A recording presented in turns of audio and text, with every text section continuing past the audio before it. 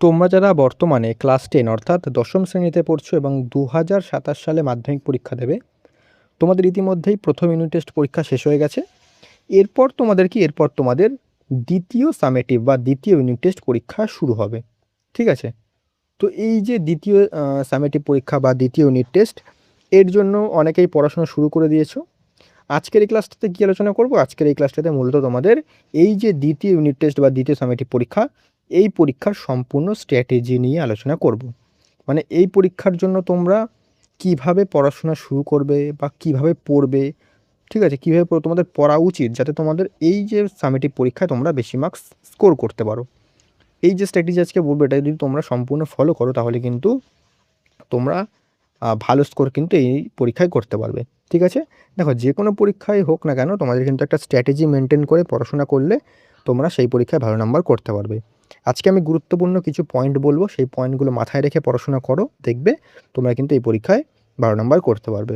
পরিষ্কার? শুরু করছি আজকের ক্লাস, বেশি কথা বাড়াবো না, সোজাসুজি মূল আলোচনায় চলে আসি। দেখো, তোমরা চাইলে এই পয়েন্টগুলো খাতায় লিখে নিতে পারো।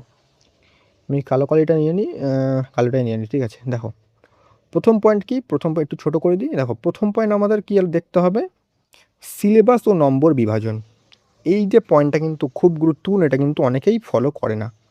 কেন? দেখো, তোমাদের দ্বিতীয় ইউনিট টেস্টে এক সেকেন্ড, এটাকে আমি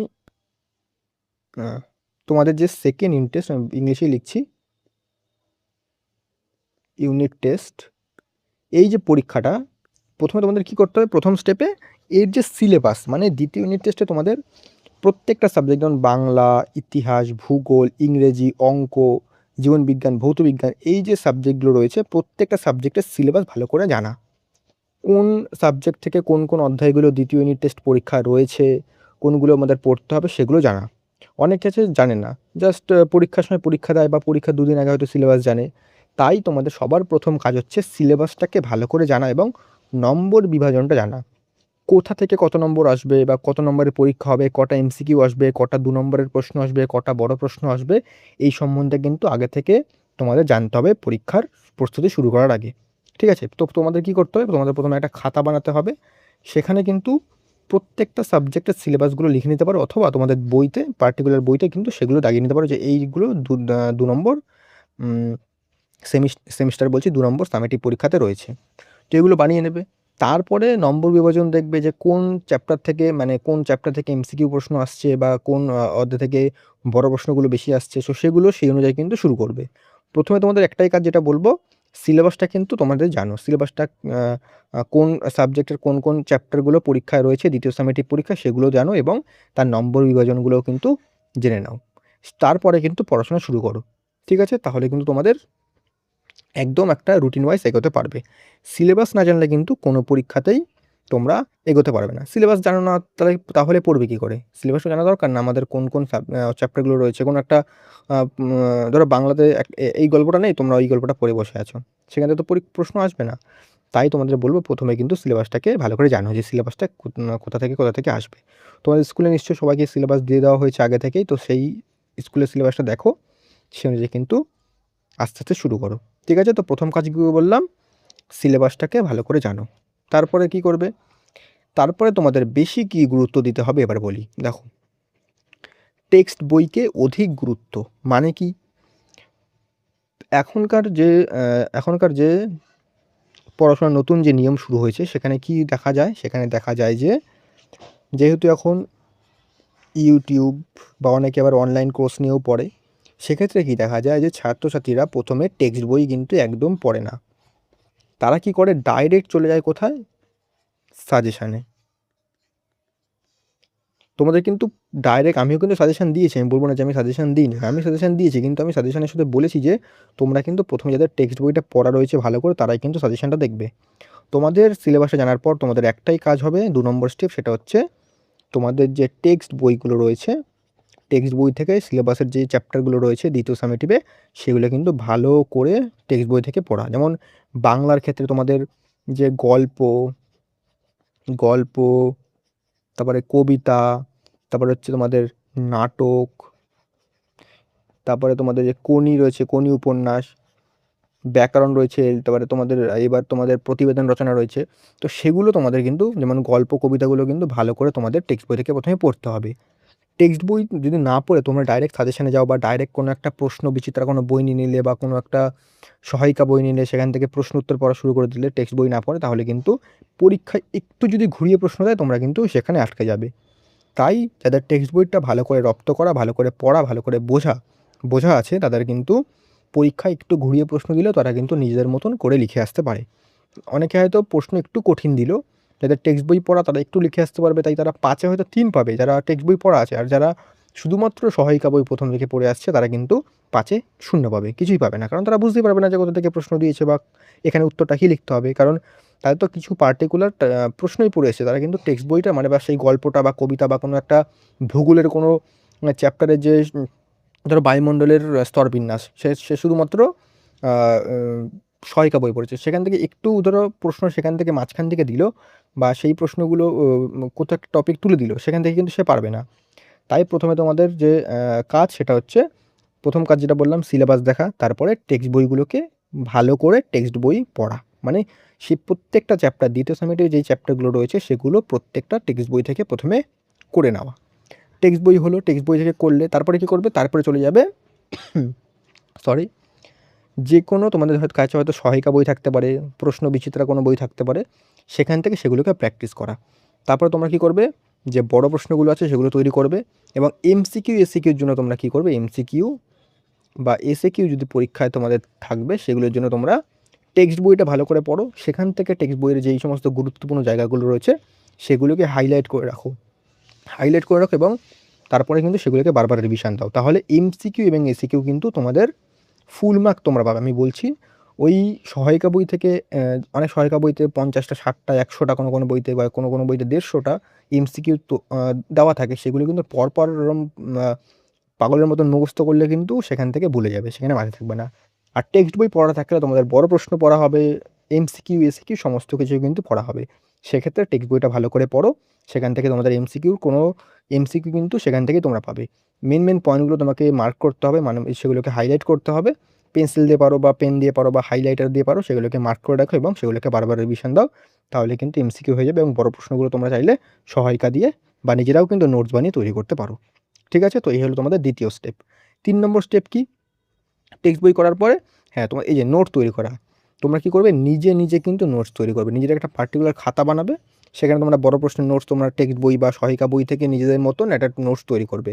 যখন তোমরা নোটসগুলো তৈরি করবে কিন্তু তখন কী হবে, তোমাদের কিন্তু সেগুলো একেবারে আস্তে, আস্তে রিভিশন মুখস্থও হয়ে যাবে। আর নিজের নোটস তৈরি করা থাকলে খাতাটা খুলবে এবং পরীক্ষার আগে একবার করে রিভিশন দিয়ে নেবে, তাহলে কিন্তু তোমাদের সমস্ত রিভিশন হয়ে যাবে। কারণ বই থেকে পড়লে আবার সেই পরীক্ষার আগে সেগুলোকে আবার খুঁজতে সেগুলো কিন্তু অনেকটা হেডেক লাগবে তোমাদের। তাই কী করবে, একটা খাতা বানাবে, সেখানে কিন্তু বড় প্রশ্ন, ছোট প্রশ্ন যদি পারো তাহলেও কিন্তু সেগুলোর নোটস বানিয়ে রাখবে। নোটস বানিয়ে রাখলে কি পরীক্ষার আগে সেগুলোকে কুইক একবার রিভিশন দিয়ে নিতে তোমাদের হয়ে যাবে। ঠিক আছে? তাহলে এসে আমাদের নেক্সট যে স্টেপ সেটা হচ্ছে টাইম ম্যানেজমেন্ট। দেখো পরীক্ষার আগে কিন্তু টাইম ম্যানেজমেন্ট অত্যন্ত জরুরি। টাইম ম্যানেজমেন্ট কী করে করবে? প্রত্যেকদিন তোমাদের কিন্তু এক সাবজেক্ট পড়া দরকার। পার ডে তোমরা মোটামুটি 3টে সাবজেক্ট রাখবে। 3টে সাবজেক্ট রাখবে, ঠিক আছে? 3টের মধ্যে কি? একটা ধরো রাখলে বাংলা, 2 নম্বরটা অন্য একটা সাবজেক্ট রাখলে ধরো ভূগোল রাখলে, বা একটা সায়েন্সের ধরো সাবজেক্ট রাখলে ধরো জীবন বিজ্ঞান রাখলে। জীবন বিজ্ঞান রাখলে। আর 3 নম্বরটা কিন্তু সবসময় অঙ্ক রাখবে। কারণ অঙ্ক কিন্তু প্র্যাকটিসের উপর নির্ভর করে। তাই অঙ্ক কিন্তু আমাদের ডেইলি প্র্যাকটিস করতে হবে। অঙ্ক তোমাদের ডেইলি প্র্যাকটিস করতেই হবে। ঠিক আছে? দেখো আমি কি বলছি, দেখো আমি বাংলা জীবনবিজ্ঞান বললাম বলে বাংলা জীবনবিজ্ঞান রাখতে হবে এমন কোনো কথা নেই। দেখো তোমাদের সকালবেলা কী করতে হবে, সকালে যেহেতু মাইন্ড একদম ফ্রেশ থাকে সেক্ষেত্রে সকালবেলা এমন একটা সাবজেক্ট রাখবে যেটা তোমাদের কাছে কঠিন লাগে। কারোর হয়তো ভৌতবিজ্ঞান কঠিন লাগে, কারো অঙ্ক কঠিন লাগে, কারো বাংলা কঠিন লাগে। তো তোমরা সকালবেলা সেই সাবজেক্টটা রাখবে। তারপরে আরেকটা সাবজেক্ট রাখবে, সেটা হচ্ছে সেকেন্ডারি সাবজেক্ট, মানে যেটা তোমাদের সোজা লাগে সেটা। আর অঙ্ক মাস্ট রাখবে। ঠিক আছে? আর এটা কিন্তু অল্টারনেটিভভাবে চলবে। আজকে ধরো তোমরা জীবনবিজ্ঞান পড়লে সকালে, কালকে কিন্তু তোমরা সেই জায়গাতে ইংরেজি পড়বে। আজকে এখানে ধরো পড়লে ভূগোল, কালকে কিন্তু এখানে ইতিহাস পড়বে। এভাবে কিন্তু তোমাদের টাইম ম্যানেজমেন্ট করতে হবে। প্রত্যেকদিন তোমরা এভাবে করবে এই সাবজেক্টটা ধরো তোমরা 1.5 ঘন্টা দিলে, এটাকে 1.5 ঘন্টা দিলে, অঙ্কতে ধরো 1.5 ঘন্টা দিলে, এভাবে কিন্তু করলেই হয়ে যাবে। একদিন আমি 1 ঘন্টা পড়লাম, একদিন আমি 30 মিনিট পড়লাম, একদিন 20 মিনিট পড়লাম, আবার একদিন 2 ঘন্টা পড়লাম, এভাবে কিন্তু কোনো সময় এগোতে পারবে না। তুমি ধরো ডেইলি 2 ঘন্টা করে পড়লে না, ডেইলি 2 ঘন্টা পড়ছো, মানে যাই পড়ছো কিন্তু ডেইলি 2 ঘন্টা করে পড়ছো প্রত্যেক দিন, তাহলে কিন্তু তুমি এইখানের থেকে কিন্তু তোমার প্রগ্রেসটা বেশি হবে। একদিন পড়ছে 3 ঘন্টা, একদিন পড়ছে 4 ঘন্টা, পরের দিন পড়লো 30 মিনিট, তারপরের দিন পড়লো 20 মিনিট, তারপরের দিন আবার 1 ঘন্টা। এর প্রগ্রেসটা যত না হবে তোমার কিন্তু তার থেকে বেশি প্রগ্রেস হবে। ঠিক আছে? তো এভাবে কিন্তু তোমাদের টাইম ম্যানেজমেন্ট করে ভালো করে পড়তে হবে। পরিষ্কার? আর দ্বিতীয় সামেটিভে অতটাও তোমাদের সিলেবাস নেই। তোমরা কিন্তু এভাবে কিন্তু আরামসে সেই সিলেবাসটাকে কমপ্লিট করতে পারবে। ঠিক আছে? আরেকটা কথা আমি বলতে ভুলে গেছি, যে তোমরা কিন্তু প্রথমে সিলেবাসটা কমপ্লিট করে তারপরে কিন্তু যে টেক্সট বই থেকে সিলেবাসটা কমপ্লিট করবে পড়ে, তারপরে কিন্তু ওই সহায়িকা বই বা অন্যান্য যে সমস্ত তোমাদের কাছে রেফারেন্স বই আছে সেগুলো কিন্তু দেখবে। তার আগে কিন্তু নয়। পরিষ্কার? বা তোমরা সাবজেক্ট অনুযায়ী করতে পারো। ধরো বাংলার প্রথমে একটা গল্প শেষ করলে টেক্সট বই থেকে, তারপর তোমরা সেটার বড় প্রশ্ন নোট তৈরি করে নিলে, তারপর এমসিকিউর জন্য টেক্সট বইটাকে হাইলাইট করে রাখলে, একটা করে করতে পারো, তাহলে কিন্তু তোমাদের কাজ হয়ে যাবে। হয়ে গেল? তো এই ছিল মোটামুটি তোমাদের এই যে কটা পয়েন্ট তোমাদের। আর 5 নম্বর পয়েন্ট, সেটা কিন্তু আর একটুখানি গুরুত্বপূর্ণ, তোমাদের ভালো করে দেখতে হবে কি, স্কুল। এই পয়েন্টটা কি বলবো? এই পয়েন্টটা বলবো তোমাদের মানে এই সামেটিভ পরীক্ষাগুলোর জন্য কি হয়, স্কুলের তোমাদের যে স্যাররা আছেন, স্কুলের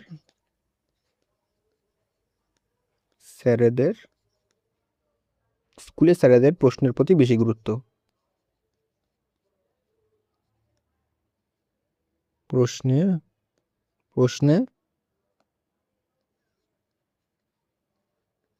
অধিক গুরুত্ব। ঠিক আছে?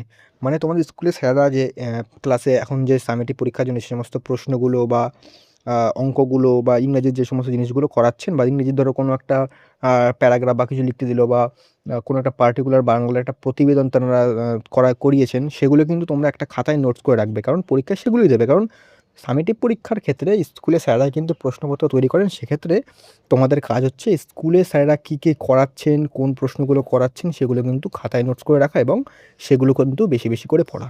ঠিক আছে?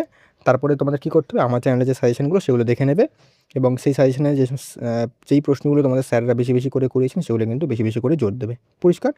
তো এই ছিল তোমাদের সম্পূর্ণ একটা ছোটো একটা স্ট্র্যাটেজি। মানে আমি এত কমপ্লেক্স করিনি, তোমাদের জাস্ট বলে দিলাম তোমাদের করে কীভাবে তোমাদের স্টেপ বাই স্টেপ আগাতে হবে। একবার তোমাদের সামারাইজ করে দিই, দেখো। একবার সামারাইজ করে দিলে তোমাদের সুবিধা হবে। দেখো, নিজেটা নিয়ে নিই। 1 নম্বর পয়েন্ট কী বললাম? 1 নম্বর পয়েন্ট বললাম সিলেবাস।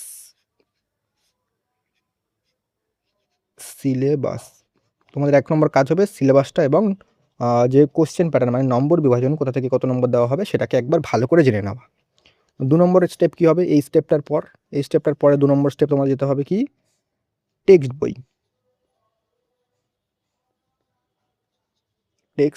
হাতের লেখায় তোমরা যাবে না, টেক্সট বই। তারপরে টেক্সট বইটা ভালো করে পড়বে। পার্টিকুলার তোমরা একটা বাংলা, ইংরেজি, তারপরে তোমাদের ইতিহাস, ভূগোল সমস্ত কিছু টেক্সট বইটা ভালো করে পড়লে। টেক্সট বই পড়ার পর তোমাদের কী করতে হবে? টেক্সট বই পড়ার পর তোমাদের চলে যেতে হবে সহায়িকা বই। যে কোনো সহায়িকা বই বা রেফারেন্স বই থাকে, সেখান থেকে বড় প্রশ্ন বা এমসিকিউ, এসএকিউ, বড় প্রশ্নের ক্ষেত্রে তোমরা নোটস বানাবে, নিজেদের খাতা বানিয়ে নোটস বানাবে।